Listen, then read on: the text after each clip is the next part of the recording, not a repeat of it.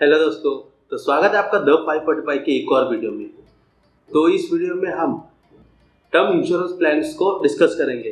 तो यहाँ पे हमने कई सारे प्राइवेट सेक्टर्स और गवर्नमेंट इंस्टीट्यूशन को काफ़ी डिटेल में रिसर्च किया है और उसके बेसिस पे हमारी ये आज की वीडियो होने वाली है।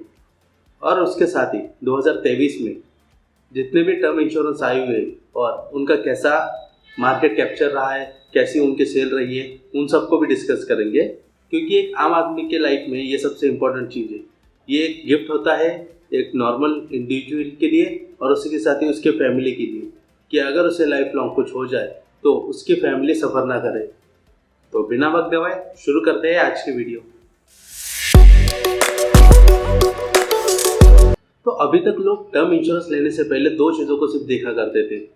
एक तो था क्लेम सेटलमेंट रेशियो और दूसरा है क्लेम इंटीमेशन रेशियो। इन दोनों के बिहाफ पे ही चेक किया जाता था कि कौन सा टर्म इंश्योरेंस प्लान कितना इफेक्टिव है और ये हमें क्लेम लेते समय, क्योंकि टर्म प्लान कोई 1-2 साल के लिए नहीं लेता। वो मिनिमम होता है 30 साल, 40 साल, 50 साल और मैक्सिमम 80 साल तक चला जाता है, डिपेंडिंग ऑन पर्सन एज कि वो अपनी कौन सी एज में टर्म प्लान को ले रहा है। तो हमने यहाँ पे इंडिया के कई सारे बड़े बड़े बैंक्स को चेक किया है, उनका सालाना बिजनेस कितना है, वो कितना मार्केट में कैपिटलाइज रखते हैं और आने वाले 20 से 25 सालों में क्या वो टिक पाएंगे कि नहीं पाएंगे। क्योंकि हमने एक बार इंश्योरेंस प्लान तो ले लिया तो उसके बाद क्या 25 साल बाद 30 साल बाद वो कंपनी रहेगी कि बंद हो जाएगी या किसी घोटाले में वो इन्वॉल्व हो जाएगी या उसे कोई और एक्वायर कर लेगा। ये बहुत सारी चीज़ें रहती है जो हमें कंटिन्यूसली एक प्रेशर देती है कि हम एक अच्छे बैंक से इंश्योरेंस प्लान लें। यहाँ पे हमने कई सारी कंपनीज के ऊपर कंटिन्यूसली रिसर्च की है कि कौन सी कंपनी का हाईएस्ट स्टेक है मार्केट में, कौन सी कंपनी ज़्यादा से ज़्यादा बिजनेस कर रही है और कौन सी कंपनी कितने वक्त तक टिक पाएगी। तो उसी के बेसिस पे हमने 4 ऐसी कंपनीज निकाली है जिनका टर्म इंश्योरेंस प्लान आप ले सकते हो। तो इस सब में सबसे पहले नंबर पे आता है LIC का टेक टर्म प्लान। LIC एक काफ़ी पुरानी कंपनी होने के साथ साथ ये काफ़ी मार्केट में प्रचलित भी है। ये काफ़ी फेमस है इंश्योरेंस के लिए और इनके लोन्स के लिए। तो ये कंपनी 25 से 30 साल बाद तो कहीं नहीं जाने वाले, इतना तो हम इस पर भरोसा कर सकते हैं। और उसी के साथ ही इस प्लान में आपको मिनिमम 50 लाख तक का इंश्योरेंस मिल जाता है और वो भी 30 साल के पीरियड में। और यहाँ पे नॉन स्मोकर के लिए भी अलग से प्रीमियम पे कर सकते हो। तो यहाँ पे आप मैक्सिमम 80 साल तक कवर पा सकते हो। और यहाँ पे प्रीमियम अगर आपकी एज 30 से ज़्यादा है, अगर आप ओल्ड नॉन स्मोकर हो तो आपको 12,461 रुपये का प्रीमियम आएगा। तो ये था LIC का टेक टर्म प्लान। इसके बाद अगला प्लान है SBI का लाइफ ई शील्ड प्लान।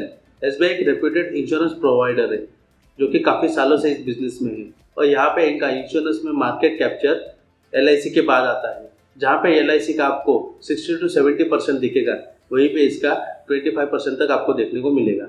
यहाँ पे भी आपको मिनिमम 50 लाख का इंश्योरेंस मिलता है जो कि 10 साल के पीरियड से हो सकता है। इसे आप अपने हिसाब से टेन्योर में चेंजेस कर सकते हो, यानी कि आप 10 साल से लेकर 40 लाख तक का आप इसमें टेन्योर चूज कर सकते हो। और यहाँ पे आप मैक्सिमम में अपना टेन्योर 80 साल तक ले जा सकते हो।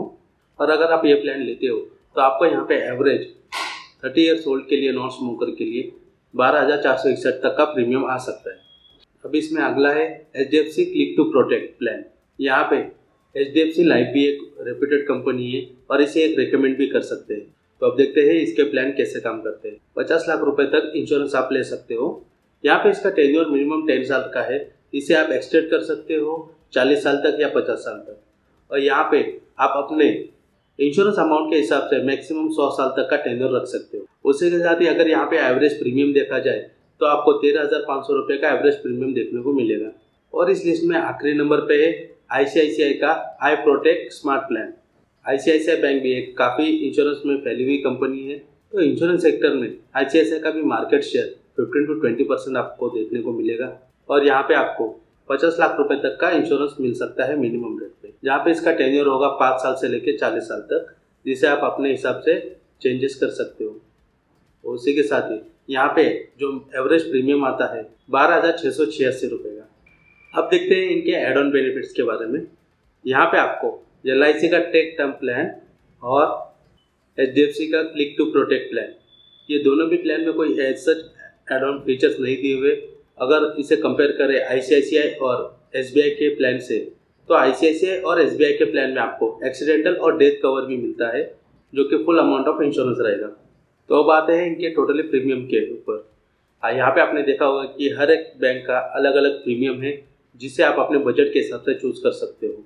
तो अब यहाँ पे एक जेन्युइन सवाल आता है कि एग्जैक्टली इन चारों में से कौन सा प्लान लें और कैसे डिसाइड करें कि ये प्लान हमारे लिए सही है कि नहीं। तो मैं आपको ऐसे कुछ पॉइंट्स बताने वाला हूँ जिससे आप क्लियर हो सकते हो कि आपको एग्जैक्टली कौन सा प्लान चाहिए और आपको कैसा प्लान आपके लिए सूट करेगा। तो इस पॉइंट की लिस्ट में सबसे पहले नंबर पे आएगा कवरेज नीड्स। यहाँ पे आपको अपने परिवार की एग्जैक्टली फाइनेंशियल की सिचुएशन के अनुसार आपको प्लान लेना चाहिए कि यहाँ पे आपको ये एक चीज़ देखनी चाहिए कि अगर एक टाइम के बाद आपको कितने फाइनेंस की ज़रूरत पड़ती है, क्या वो फाइनेंस उस वक्त कितना ज़रूरी होता है, क्योंकि जिस तरह से इन्फ्लेशन बढ़ रहा है उसी तरह से हमारी फाइनेंशियल की नीड भी बढ़ती रहती है। तो उसी हिसाब से आपको एक तय अमाउंट करनी है कि इस वक्त तक हमें इतने अमाउंट की ज़रूरत पड़ सकती है, तो आप उतने इंश्योरेंस का प्लान ले सकते हो। उसके बाद अगला पॉइंट है पॉलिसी टर्म अमाउंट। यहाँ पे आपको ये एक चीज़ ज़रूर देखनी है कि जब इंश्योरेंस की अमाउंट मिलेगी तब मिलेगी, लेकिन तब तक आपको एक अपनी इनकम का एक सेफ हिस्सा सिर्फ प्रीमियम के लिए पे करना है। तो यहाँ पे आपको एक चीज़ ज़रूर ध्यान में रखनी चाहिए कि आप एग्जैक्टली कितना अमाउंट का प्रीमियम ले रहे हो, तो वो अमाउंट आपके लिए बर्डन ना हो, जिसे आप इजीली पे कर सको। तो इसके साथ ही अगला पॉइंट है एडिशनल बेनिफिट्स। तो आपको आपके प्लान में चेक करना है कि यहाँ पे क्या क्या आपको एडिशनल बेनिफिट्स मिल रहे हैं, इन्हें आप कैसे कहाँ यूज़ कर सकते हैं, क्योंकि कई सारे प्लान में कई सारे हिडन मेथड्स रहते हैं जहाँ पे आपको एडिशनल बेनिफिट्स सिर्फ बताने के लिए दिए रहते हैं, बट आप जब उसे क्लेम करते हो तो वो नल एंड रेक्टिफाई हो जाते हैं उनके दिए हुए कंडीशंस पे।